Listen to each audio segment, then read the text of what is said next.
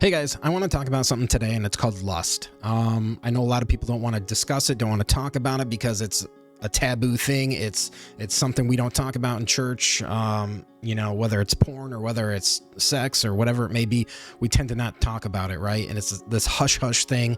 We don't want to talk about it. Well, here's the thing, guys. If we don't talk about it, it ruins lives, right? As a guy, as a male, I lust all the time. I have that human nature to lust. And I'm speaking for myself because I don't want to speak for you. I don't want to speak for other people. I'm speaking from a point of view of me, right? I lust. It's something that is a human nature. It happens, but it is something that needs to be controlled, right? If you're not married, then you don't have sex outside of marriage. If you're not married, and even if you are married, you don't look at porn, right?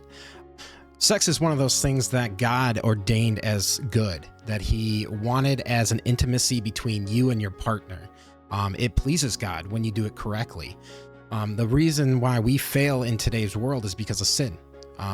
We get these lustful desires and we just go off and we have sex with somebody, or we look at porn, or we just want that instant gratification. And that's not the whole purpose, the intention that God had for us.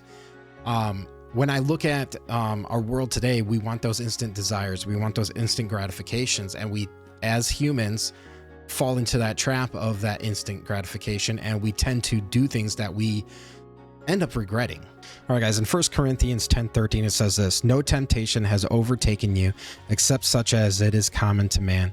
But God is faithful, who will not allow you to be tempted beyond what you are able, but with the temptation will also make the way of escape, that you may be able to bear it."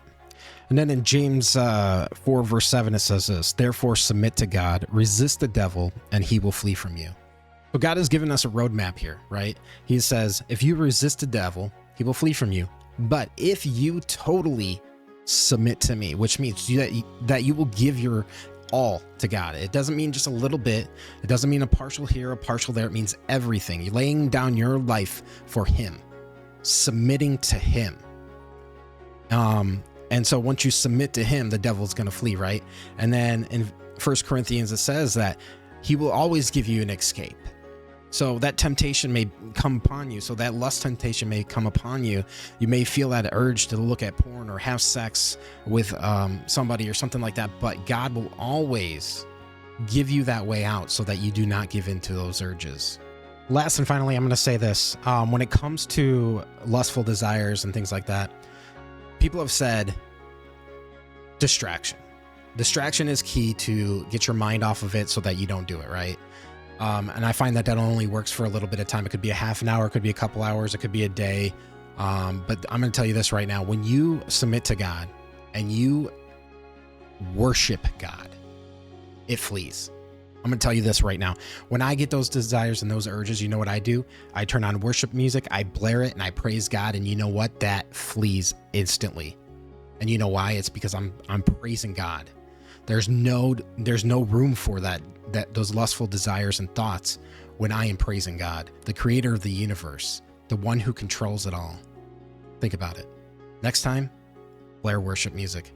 Worship God, worship your creator, and it'll flee.